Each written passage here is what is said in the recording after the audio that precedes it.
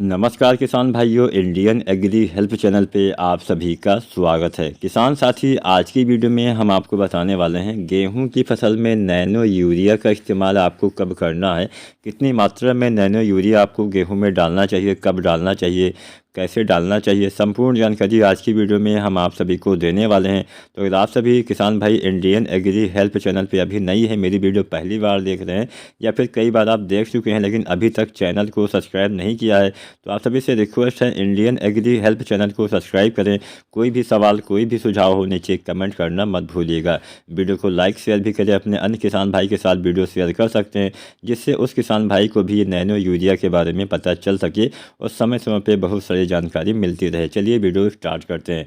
किसान साथियों, आप सभी को पता ही होगा नैनो यूरिया इफ्को कंपनी के द्वारा बनाया गया है, इफ्को के द्वारा इसको पेटेंट कराया गया है। तो इसके बारे में हम थोड़ा बहुत जान लेते हैं। नैनो यूरिया का इस्तेमाल हम अपने गेहूं की फसल में स्प्रे यानी छिड़काव विधि से कर सकते हैं और इसका छिड़काव कितनी मात्रा में करना है, कब करना है, ये भी हम आगे आपको बताएंगे।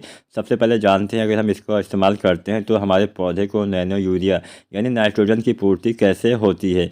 इसका आपको छिड़काव पत्तों पे करना होता है, यानी खड़ी फसल में करना होता है।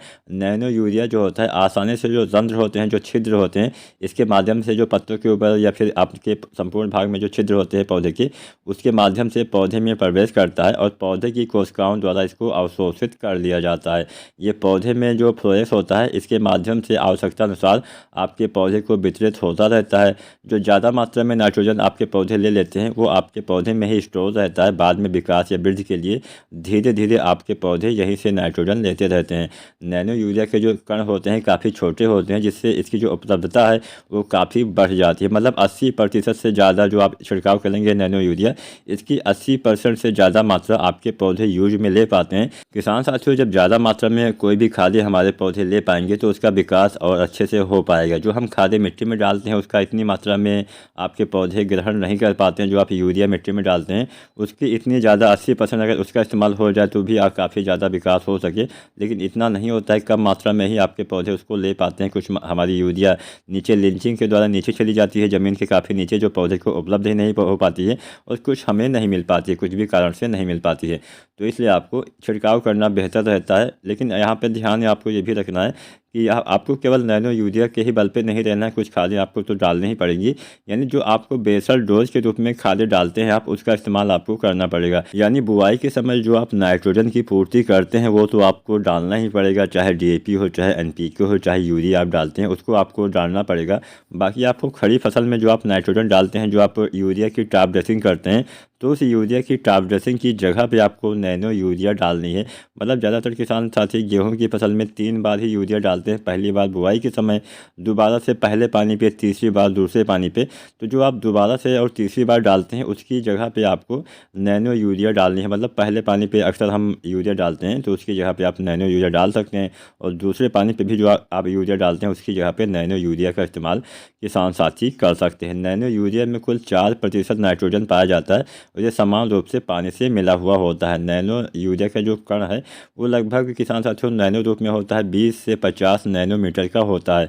इससे लाभ क्या होता है? लाभ ये होता है कि आपके फसल को नाइट्रोजन की पूर्ति हो जाती है, प्रकाश संश्लेषण अच्छे से होता है, जड़ का विकास, कल्ले का विकास, पौधे की ग्रोथ अच्छे से होती है। मतलब जो यूरिया काम करती है वही ये नैनो यूरिया भी आपके काम करने वाली है। इसके साथ साथ कुछ और जानकारी आपको मैं देते चलूँ। ये पौधे के अंदर नाइट्रोजन की उपलब्धता को बढ़ा देता है, इसके साथ साथ अन्य पोषक तत्वों को ग्रहण करने की क्षमता को भी बढ़ाता है, फसल की गुणवत्ता भी बढ़ती है। इसके साथ साथ आपकी मिट्टी, हवा और पानी की गुणवत्ता में संरक्षण मिलता है। ये इसमें गंदगी नहीं फैल पाती है। जो हम खादें मिट्टी में डालते हैं धीरे धीरे वो सारी खादें नीचे चली जाती है, पानी में घुल के हमें मिलने लगती हैं, जिससे हमारा पानी भी दूषित होता है, हवाएं भी दूषित होती है। तो एक हिसाब से आप प्रदूषण में भी कमी ला सकते हैं इसके इस्तेमाल से। अब हम जान लेते हैं आखिर हमें कितनी मात्रा में नैनो यूरिया का इस्तेमाल करना होता है।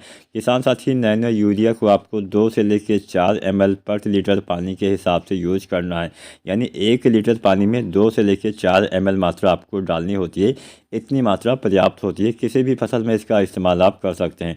अगर आप गेहूँ में इसका इस्तेमाल करते हैं तो गेहूँ में इसका इस्तेमाल आपको 2 बार मेरे हिसाब से करना चाहिए।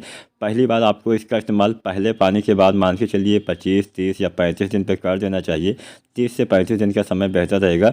दोबारा से इसका इस्तेमाल लगभग 20 दिन के बाद फिर से आपको कर देना है। यानी दोबारा से इसका इस्तेमाल आपको दूसरे पानी के आसपास 45, 50 दिन, 55 दिन तक कर देना है। अच्छा लाभ देखने को मिलेगा, अच्छे कल्ले आएंगे, अधिक फुटाव होगा, अधिक बढ़वार होगी और ज़्यादा उत्पादन भी आपको देखने को मिल जाएगा। कुछ बातें आपको यहाँ पे जो मैं आपको बताऊँ ध्यान रखना है। हमेशा बेसल डोज वाली खाद आपको डालनी है। यानी बुआई के समय DAP, NPK, यूरिया जो आप डालते हैं वो आपको डालना चाहिए। उसकी जगह पे आपको इसको नहीं डालना। केवल आप अपनी खड़ी फसल में जो आप यूरिया डालते हैं उसकी जगह पे, जो आप टॉप ड्रेसिंग करते हैं उसकी जगह पे आपको नैनो यूरिया का इस्तेमाल करना है। अगर आज की वीडियो आप सभी को पसंद आई है, वीडियो को लाइक करें। कोई भी सवाल, कोई भी सुझाव हो नीचे कमेंट करना मत भूलिएगा। धन्यवाद।